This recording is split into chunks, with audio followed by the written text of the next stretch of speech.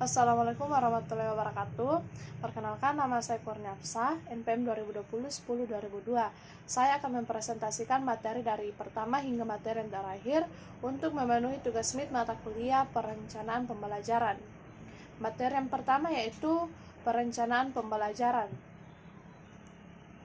Pembelajaran pada hakikatnya merupakan upaya membelajarkan siswa, dan perancangan pembelajaran merupakan penataan upaya tersebut agar muncul perilaku belajar.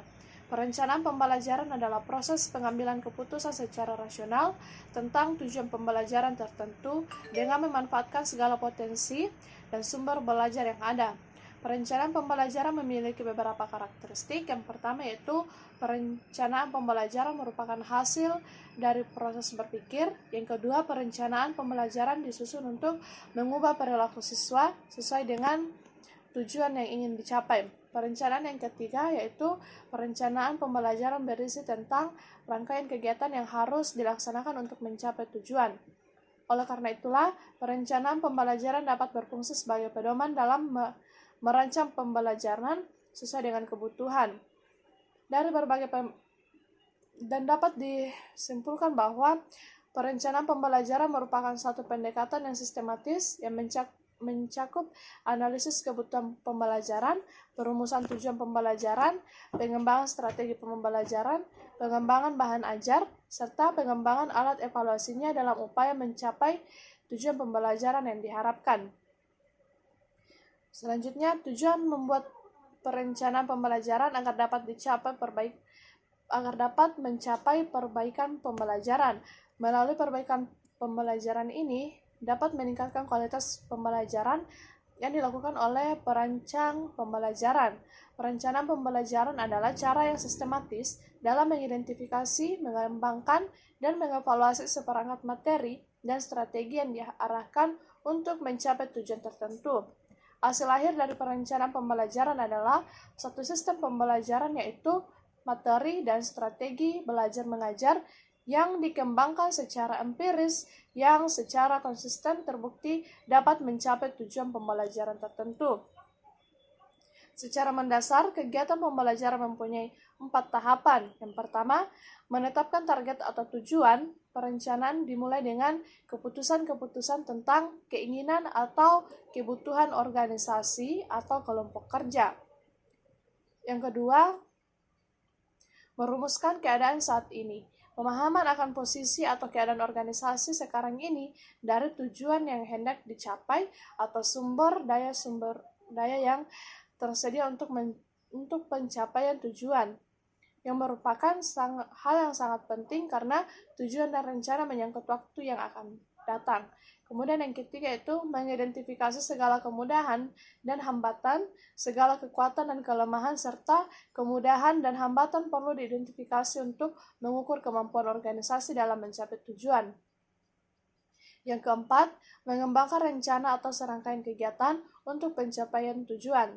Tahap terakhir dalam proses perencanaan meliputi pengembangan berbagai alternatif kegiatan. Untuk mencapai tujuan, penilaian alternatif tersebut akan pemilihan alternatif terbaik atau paling memuaskan di antara berbagai alternatif yang ada. Selanjutnya, jenis-jenis perencanaan berdasarkan pengertian perencanaan di atas. Perencanaan terbagi menjadi 3, yakni berdasarkan ruang lingkup, tingkatan, dan jangka waktunya. Yang pertama, perencanaan berdasarkan ruang lingkup yaitu rencana strategis, yakni perencanaan yang di dalamnya terdapat berbagai penjelasan terkait kebijakan jangka panjang dan dalam waktu pelaksanaan yang lama. Yang kedua, rencana taktis adalah perencanaan yang di dalamnya dilengkapi dengan berbagai penjelasan terkait kegiatan jangka pendek dan mudah disesuaikan kegiatannya selama tujuan masih sesuai. Kemudian yang ketiga itu rencana terintegrasi, yaitu suatu perencanaan yang terdapat berbagai penjelasan secara menyeluruh dan juga terpadu. Yang kedua yaitu perencanaan berdasarkan tingkatan. Yang pertama yaitu rencana induk atau master plan. Adalah suatu perencanaan yang di dalamnya terdapat tujuan jangka panjang dan ruang lingkup yang sangat luas.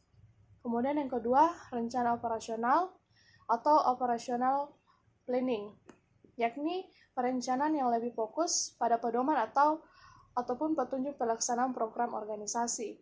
Kemudian yang ketiga, rencana harian atau day-to-day planning adalah perencanaan yang di dalamnya terdapat kegiatan harian dan rutin.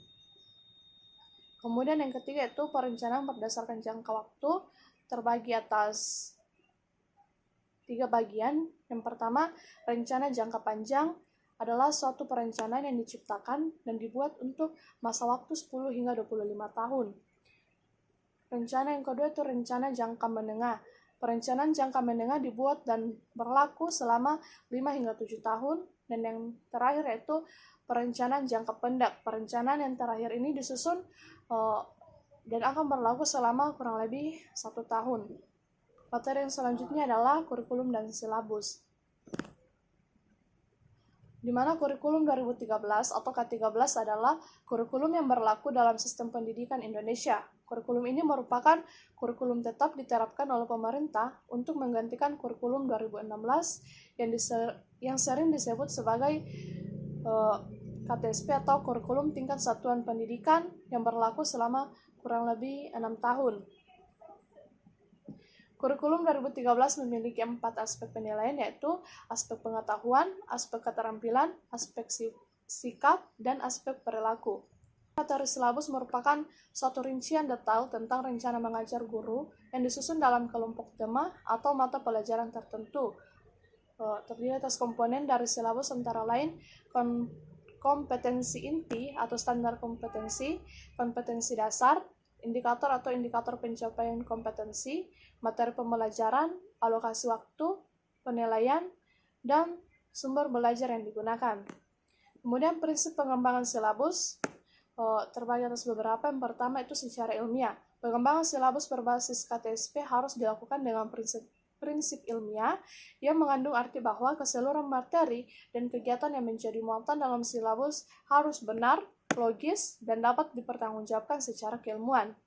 Kemudian yang kedua, relapan cakupan kedalaman tingkat kesukaran dan urutan penyajian dalam silabus sesuai atau ada keterkaitan dengan tingkat perkembangan fisik, intelektual, sosial, emosional, dan spiritual peserta didik. Yang ketiga itu sistematis, komponen-komponen silabus yang saling berhubungan secara fungsional dalam mencapai kompetensi. Kemudian yang keempat yaitu konsisten, adanya hubungan yang konsisten antara kompetensi dasar, indikator, materi pokok, pengalaman belajar, sumber belajar, dan sistem penilaian. Kemudian selanjutnya itu memadai cakupan indikator, materi pokok, pengalaman belajar, sumber belajar, dan sistem penilaian yang cukup untuk menunjang pencapaian kompetensi dasar. Selanjutnya aktual dan kontekstual. Dalam cakupan ini yaitu harus mencakup indikator materi pokok, pengalaman belajar, sumber belajar, dan sistem penilaian yang memperhatikan perkembangan ilmu, teknologi, dan seni mutakhir dalam kehidupan nyata dan peristiwa yang terjadi. Kemudian selanjutnya itu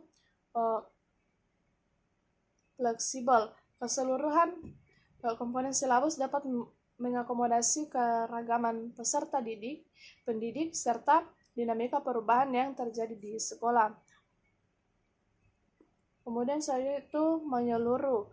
Komponen silabus mencakup keseluruhan ranah kompetensi atau kognitif, afektif, dan psikomotor. Materi selanjutnya adalah pendekatan saintifik. Pendekatan saintifik merupakan kerangka ilmiah pembelajaran yang diterapkan pada kurikulum 2013, di mana pendekatan saintifik mengadaptasi langkah-langkah ilmiah pada sains. Proses pembelajaran dapat dipadankan dengan suatu proses ilmiah karena adanya kurikulum 2013 yang mengamanatkan esensi pendekatan saintifik dalam pembelajaran. Pendekatan saintifik diyakini sebagai titian emas perkembangan dan pengembangan sikap, keterampilan, dan pengetahuan peserta didik. Dalam pendekatan atau proses kerja yang memenuhi kriteria ilmiah, para ilmuwan lebih mengedepankan penalaran induktif atau inductive reasoning dibandingkan dengan penalaran efektif. Tujuan dari saintifik adalah mencapai tujuan pembelajaran secara efektif, efisien, dan harapannya dapat ditempuh dengan singkat. Jadi, bagi siswa yang malas belajar akan merasa cocok karena mereka merasa cara gurunya mengajar dapat membuatnya menjadi paham lebih cepat dan mudah. Itu tantangan terbesar setiap guru, mencerdaskan peserta didik dengan kemampuan di bawah peserta didik yang pandai. Materi yang selanjutnya itu skenario pendekatan. Skenario pembelajaran merupakan urutan atau rangkaian-rangkaian proses pembelajaran yang disusun oleh seorang guru agar suatu proses pembelajaran terjadi sesuai dengan yang diinginkan dan tercapainya tujuan yang ingin dicapai. Keterampilan menyiapkan skenario pembelajaran adalah suatu keterampilan dalam mendesain atau merancang langkah-langkah kegiatan pembelajaran seperti pendahuluan, inti dan inti penutup, kemudian memilih seperti metode media, pendekatan yang tepat dan sesuai. Semua hal itu dilakukan agar dosen dan guru maupun peserta didik dengan mudah menjalankan dan memahami proses pembelajarannya. Baik, demikianlah presentasi dari saya. Kurang lebihnya mohon dimaafkan. Wassalamualaikum warahmatullahi wabarakatuh.